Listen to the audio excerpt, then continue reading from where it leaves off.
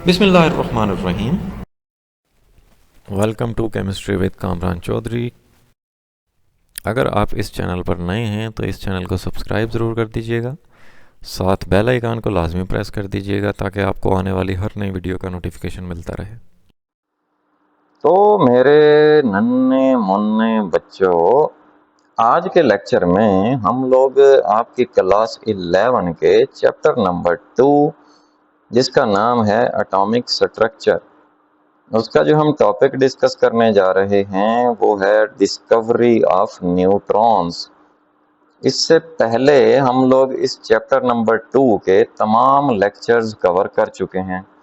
ਹੁਣ जिन्ना कुड़ियां ते मुंडियां ने इस चैप्टर के प्रीवियस लेक्चर्स नहीं देखे तो तुसी चैनल ते जाओ, उत्थे प्लेलिस्ट मौजूद हैगी F22 chemistry class 11 chapter number 2 atomic structure की। वहाँ पे आपको इस चैप्टर के तमाम प्रीवियस लेक्चर्स मिल जाएंगे। अब जेड़े जेड़े लोग ये वाला जो लेक्चर है वो पहली दफ़ा देख रहे हैं और उन्होंने इस चैप्टर के प्रीवियस लेक्चर्स नहीं देखे, तो उनको तो मैं यही रिकमेंड करूंगा कि आप पहले इस चैप्टर के प्रीवियस लेक्चर्स ज़रूर देख लें। ठीक हो गया? तो जी आज का लेक्चर हम लोग स्टार्ट कर लेते हैं। ओके जी। So after the discovery of electrons and protons, electrons और प्रोटॉन्स की डिस्कवरी के बाद इन एन एटम के अंदर nothing extra was known about it until 1932। 1932 तक इलेक्ट्रॉन और प्रोटॉन की डिस्कवरी के बाद एटम की कोई चीज डिस्कवर नहीं हुई। क्योंकि देखो, अब दो टाइप के चार्जेस होते हैं ना, पॉजिटिव चार्जेस और नेगेटिव चार्जेस। अब इलेक्ट्रॉन भी डिस्कवर हो गए जिसमें नेगेटिव चार्ज होता है, और प्रोटॉन्स भी डिस्कवर हो गए जिसपे पॉजिटिव चार्ज होता है। ठीक है, तो फिर किसी ने भी ज्यादा तवज्जो दी ही नहीं फर्दर एटम के ऊपर। उन्होंने क्या, लो भाई नेगेटिव चार्ज भी डिस्कवर हो गए थे, पॉजिटिव चार्ज भी डिस्कवर हो गए, ठीक है, हुण इहदे विच की लभना है सानू। तो फर्दर किसी ने कोशिश नहीं की। जो रदरफोर्ड साहब थे ना, इन 1920 में predicted that some neutral particles must also be present in it. Rutherford ने 1920 में प्रिडिक्ट जरूर कर दिया था कि भाई एटम के अंदर ना कोई न्यूट्रल पार्टिकल मौजूद होते हैं, because he noticed that atomic mass of atoms could not be explained if it were supposed that atoms had only electrons and protons। अच्छा आप देखो, मैं आसान वर्डिंग में आपको समझाता हूं। देखो, एक एटम है ना, उसके अंदर हैं प्रोटॉन्स और इलेक्ट्रॉन्स। ठीक है, अब प्रोटॉन और इलेक्ट्रॉन का मैस हमें पता है। सपोज एक एटम है जिसके अंदर 6 प्रोटॉन्स हैं और 6 इलेक्ट्रॉन्स हैं। जैसे कार्बन की मैं एग्जांपल ले लेता हूँ। कार्बन में 6 प्रोटॉन्स होते हैं और 6 इलेक्ट्रॉन्स होते हैं। न्यूट्रल एटम में होता ही ऐसा है कि नंबर ऑफ प्रोटॉन्स हमेशा इक्वल होते हैं नंबर ऑफ इलेक्ट्रॉन्स के। तो एक तरफ हमने कार्बन को रख दिया जिसमें 6 प्रोटॉन है और 6 इलेक्ट्रॉन है। ठीक है, और एक तरफ हमने क्या किया, उतना मैस रख दिया जितना 6 प्रोटॉन और 6 इलेक्ट्रॉन का था। ठीक है, इस तरह समझो कि 6 इलेक्ट्रॉन और 6 प्रोटॉन के मैस के बराबर हमने एक बाइट एक तरफ रख दिया तराजू में, और दूसरी तरफ रख दिया हमने कार्बन जिसमें 6 प्रोटॉन और 6 इलेक्ट्रॉन है। लेकिन फिर भी वो जो तराजू था वो कार्बन की तरफ ज्यादा झुक गया। इसका मतलब ये है भाई कि कार्बन के अंदर मजीद कोई ऐसी चीज है, ठीक है, जो कि हमें नहीं पता, जिसकी वजह से मैस ज्यादा हो रहा है उसका। ठीक है, जैसे देखो, अगर हम हाइड्रोजन की बात करें, हाइड्रोजन का जो प्रोटियम वाला आइसोटोप होता है उसमें एक प्रोटॉन होता है और उसके अराउंड एक इलेक्ट्रॉन होता है। तो मैंने एक तरफ ना 6 हाइड्रोजन रख दिए, अब 6 हाइड्रोजन में 6 प्रोटॉन हो गए टोटल और 6 इलेक्ट्रॉन हो गए। दूसरी तरफ रखा मैंने कार्बन, जिसके अंदर 6 प्रोटॉन होते हैं और 6 इलेक्ट्रॉन होते हैं। लेकिन नोटिस ये हुआ, ये पता चला कि कार्बन का मास इन 6 हाइड्रोजन के एटम्स से ज्यादा है। हालांकि देखो यहाँ पे भी 6 इलेक्ट्रॉन और 6 प्रोटॉन है, यहाँ कार्बन में भी 6 इलेक्ट्रॉन और 6 प्रोटॉन होते हैं, लेकिन इसका मास ज्यादा था। तो जाहिर है इस कार्बन के अंदर कोई ना कोई एक ऐसा न्यूट्रल पार्टिकल मौजूद है जिसकी वजह से इसका मास ज्यादा है। ठीक है, जैसे आप क्लास 9 के chapter number 1 fundamentals of chemistry में पढ़ चुके हो कि एटॉमिक मास क्या होता है, number of protons plus neutrons. ठीक है, तो ये पॉइंट क्लियर हो गया होगा। ਹੁਣ थोड़ा जिया आगे चलो। James Chadwick in 1932 performed an experiment. James Chadwick साहब ने 1932 में एक एक्सपेरिमेंट परफॉर्म किया and proved that certain neutral particles also exist in nucleus of an atom। और उसने ये प्रूव किया कि न्यूक्लियस में भाई कोई न्यूट्रल पार्टिकल भी मौजूद होते हैं। And he was awarded Nobel prize in physics, और उसे फिर नोबेल प्राइज भी मिला 1935 में 1935 में फॉर दिस डिस्कवरी, इस डिस्कवरी की वजह से। ठीक हो गया।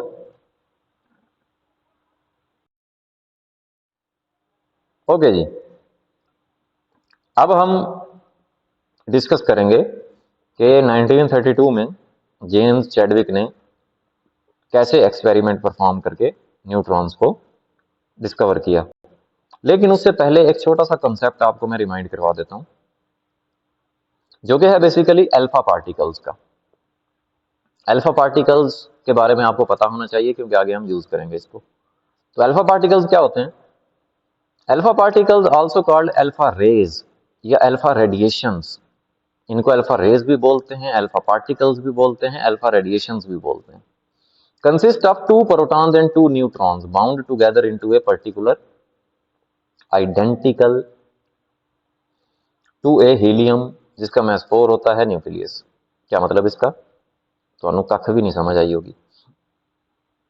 अच्छा देखो, डेफिनेशन को ना बाद में देखेंगे हम, पहले ना मैं एग्जांपल दे देता हूं। देखो यहां पे ना आपको ये हीलियम नजर आ रहा है, जिसका 2 एटॉमिक नंबर होता है और 4 एटॉमिक मास होता है। ठीक है, तो एटॉमिक नंबर 2 है तो इसका मतलब है 2 प्रोटॉन, और मास नंबर 4 है तो मास नंबर में से एटॉमिक नंबर को माइनस कर दोगे, नंबर ऑफ न्यूट्रॉन आ जाते हैं। तो इसका मतलब है इसके न्यूक्लियस में 2 प्रोटॉन है और 2 न्यूट्रॉन है। जितने किसी एटम के न्यूक्लियस में प्रोटॉन्स होते हैं उतने ही उसके पास इलेक्ट्रॉन्स होते हैं जो कि न्यूक्लियस के अराउंड रिवॉल्व कर रहे होते हैं। तो भाई 2 हम इलेक्ट्रॉन फिल कर देते हैं एनजी। मैं क्या करता हूं, ये जो 2 इलेक्ट्रॉन्स है ना, मैं इनको निकाल देता हूं, रिमूव कर देता हूं। ठीक है, तो जब मैं इस वैलेंस शेल में से ये 2 इलेक्ट्रॉन रिमूव करूंगा तो ये वाला शेल क्या हो जाएगा? खत्म हो जाएगा। जब किसी एटम में से इलेक्ट्रॉन रिमूव होते हैं देन उस पर पॉजिटिव चार्ज आता है। तो यहाँ पे 2 इलेक्ट्रॉन रिमूव हो रहे हैं तो इस पे पॉजिटिव 2 चार्ज आया। तो यहाँ पे देखो अब रह गया ये सिर्फ हीलियम का न्यूक्लियस, क्योंकि शेल तो खत्म हो गया ना इसका, 2 इलेक्ट्रॉन थे वो निकल गए। हीलियम का न्यूक्लियस रह गया जिसपे पॉजिटिव 2 चार्ज है। इनको बेसिकली अल्फा पार्टिकल्स बोलते हैं, अल्फा रेडिएशंस ये होती हैं। ठीक है, अब देखो दोबारा डेफिनेशन को देख लो। Alpha particles are also called alpha rays और alpha radiation, consist of 2 protons and 2 neutrons. देखो 2 प्रोटॉन है और 2 न्यूट्रॉन है, together into a particle identical to a helium 4 nucleus. ये बेसिकली हीलियम का जो न्यूक्लियस होता है, ये देखो ये हीलियम का न्यूक्लियस है। ठीक है, तो जो अल्फा पार्टिकल होता है वो बिल्कुल हीलियम के न्यूक्लियस जैसा होता है जिसपे पॉजिटिव 2 चार्ज होता है। ठीक है,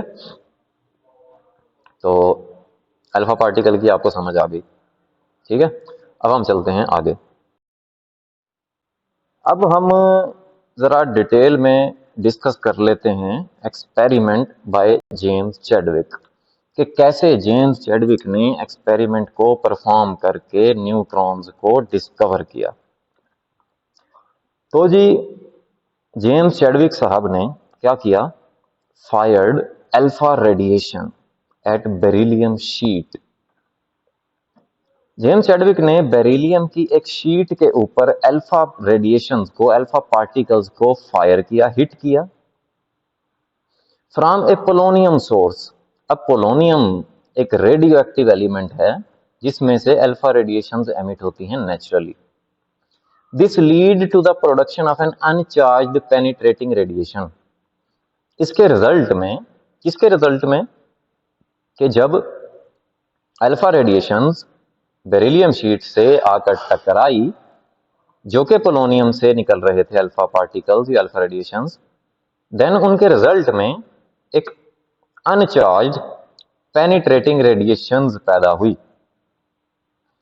अनचार्ज्ड मींस जिसके ऊपर चार्ज ना हो, पेनिट्रेटिंग रेडिएशन ऐसी रेडिएशन जो कि पेनिट्रेट कर जाएं। पेनिट्रेट का मतलब होता है पास कर जाएं, आर पार हो जाएं। ठीक हो गया। अच्छा, यहां पे देखो इस डायग्राम में, यहां पे ना आपको एक पोलोनियम सोर्स नजर आ रहा है। ऑलरेडी बता चुका हूं, पोलोनियम एक रेडियो एक्टिव एलिमेंट है जो नेचुरली अपने अंदर से अल्फा रेडिएशंस को एमिट करता है। यहां से आप देख रहे हो कि अल्फा रेडिएशंस निकल रही हैं, और यहां पे ये जो चीज है, यहां पे आपने बेरिलियम की एक शीट रखी हुई है। ठीक है। तो हुआ क्या कि जब अल्फा रेडिएशन जो कि पोलोनियम से निकल रही हैं, जब बेरिलियम की शीट से टकराए तो उसके रिजल्ट में अनचार्ज्ड पेनिट्रेटिंग रेडिएशंस एमिट हुई। ठीक है। अब यहां पे ना आपको एक ये पैराफिन नजर आ रही है। पैराफिन क्या होती है ये भी बताता हूं, लेकिन उससे पहले मैं क्लियर कर दूं, यहां पे ये जो डिटेक्टर, चार्ज डिटेक्टर रखा हुआ है ना, नजर आ रहा है आपको, इसको सबसे पहले उसने क्या किया था, इसको उठा के ना यहां पे रखा था जहां पे आपको पैराफिन नजर आ रही है। ठीक है, यहां पे रखा हुआ था। मींस के पैराफिन जो है वो नहीं थी, बल्कि इसकी जगह पे क्या था, डिटेक्टर, चार्ज डिटेक्टर था।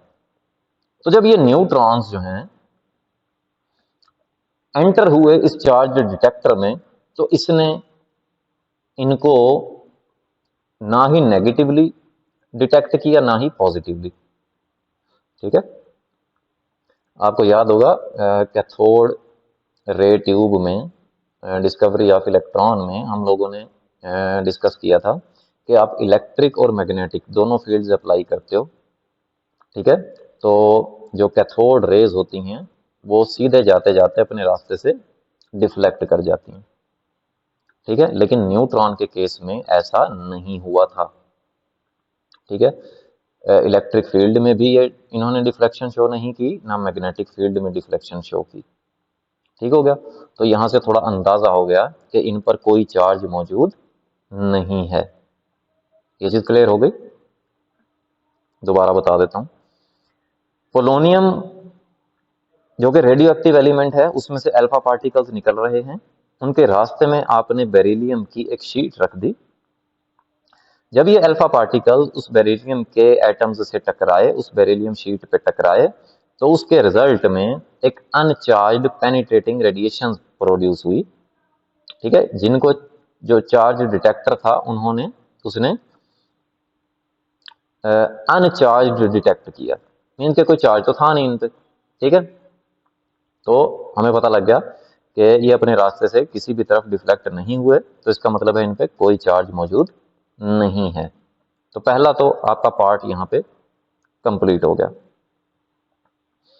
आगे देख लेते हैं। दिस रेडिएशन, ये जो न्यूट्रॉन्स थे, was made incident on paraffin wax. फिर इनको हिट किया गया पैराफिन वैक्स पे। अब पैराफिन वैक्स क्या होती है, कोई भी हाइड्रोकार्बन जिसमें हाइड्रोजन की जो कंसंट्रेशन होती है वो ज्यादा होती है, हाइड्रोजन कंटेंट ज्यादा होता है, तो ऐसे हाइड्रोकार्बन को हम क्या बोलते हैं, पैराफिन वैक्स बोलते हैं।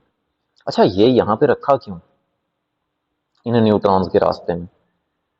इन न्यूट्रॉन्स के रास्ते में ना इस पैराफिन वैक्स को सिर्फ रखा इसलिए ताकि हमें न्यूट्रॉन का मैस का अंदाजा हो जाए कि ये कितने भारी हैं। इससे पहले मैं आपको एक एग्जांपल देता हूँ, लाइक स्नूकर आपने गेम देखी होगी, या जैसे आप प्ले स्टोर से 8 बॉल पूल जैसी गेम्स डाउनलोड करके खेलते हैं स्नूकर टाइप, तो उसमें देखा होगा आपने जो बॉल्स होती हैं वो उनका साइज भी सेम होता है और मैस भी सेम होता है। तो जब आप एक बॉल को दूसरी के साथ हिट करते हो ना तेजी से, आप देखते हो कि आगे वाली जो है वो पीछे वाली की स्पीड से आगे की तरफ मूव कर जाती है और पीछे वाली रुक जाती है। ठीक है, तो वहां से आपको अंदाजा हो जाएगा कि भाई अगले वाली बॉल को ना पीछे वाली बॉल ने, मतलब पीछे वाली किसी ऐसी बॉल ने हिट किया जिसका मैस जो है वो आगे वाली बॉल के बराबर था। तो यहाँ पे भी पर्पस यही था सिर्फ रास्ते में ना पैराफिन वैक्स रखने का।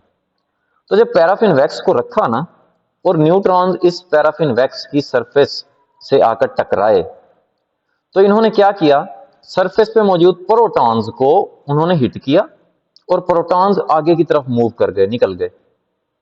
ठीक है, फिर आगे हमने एक डिटेक्टर रखा हुआ है, चार्ज डिटेक्टर, जिन्होंने इन निकलने वाले पार्टिकल्स को, इन निकलने वाले पार्टिकल्स पे पॉजिटिव चार्ज को डिटेक्ट किया, जिससे हमें पता चला ये प्रोटॉन्स है। अब यहां से हमें अंदाजा हो गया कि प्रोटॉन्स के बराबर ऑलमोस्ट उन न्यूट्रल पार्टिकल का मैस होता है, जिसकी वजह से प्रोटॉन जो है वो बाहर निकल आए। ठीक हो गया। नेक्स्ट देख लेते हैं, the protons ejected from the paraffin wax. ठीक है, पैराफिन वैक्स से प्रोटॉन्स निकल गए, इजेक्ट हो गए when struck by the uncharged radiation, जब न्यूट्रॉन्स जो हैं उनसे आगे टकराए।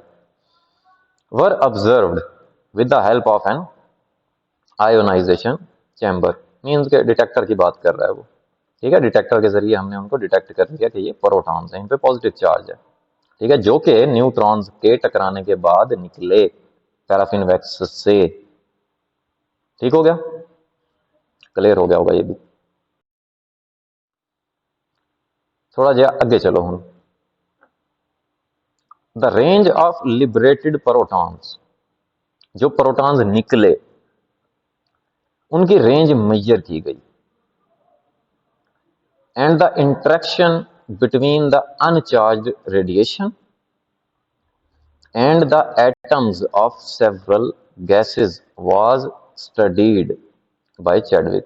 अब जेम्स चैडविक ने ना बहुत सारे एक्सपेरिमेंट किए यहाँ पे। ये वाला जो मटेरियल है, पैराफिन वैक्स रखी हुई है ना हमने न्यूट्रॉन्स के सामने, ये मटेरियल को चेंज कर करके, ठीक है, बहुत सारे एक्सपेरिमेंट किए उसने। ही concluded that the unusually penetrating radiation consisted of uncharged particles having approximately the same mass as a proton। ठीक है, मतलब इन सारे एक्सपेरिमेंट्स करने के बाद वो इस नतीजे पे पहुंचा कि भाई कोई पेनिट्रेटिंग रेडिएशंस हैं जिन पे कोई चार्ज नहीं है और ऑलमोस्ट उनका जो मैस है वो प्रोटॉन के इक्वल है। These particles were later termed as neutrons, फिर बाद में उनको न्यूट्रॉन्स का नाम दिया गया। ठीक है, तो ये तो था आपका टॉपिक डिस्कवरी ऑफ न्यूट्रॉन्स का। आने वाले लेक्चर में हम लोग, नेक्स्ट लेक्चर में हम लोग डिटेल के साथ डिस्कस करेंगे प्रॉपर्टीज ऑफ न्यूट्रॉन्स। ठीक है मेरा बच्चों। ये तो था आपका लेक्चर डिस्कवरी ऑफ इलेक्ट्रॉन का। होपफुली आपको बहुत अच्छे से क्लियर हो गया होगा। फिर भी जे कोई ਤੁਹਾਡਾ क्वेश्चन है तो ਤੁਸੀਂ कमेंट सेक्शन में पूछ लो। अगर आपको वीडियो पसंद आई है तो वीडियो को लाइक ज़रूर कर दिया करें, शेयर ज़रूर कर दें, चैनल को भी subscribe. Thank you very much.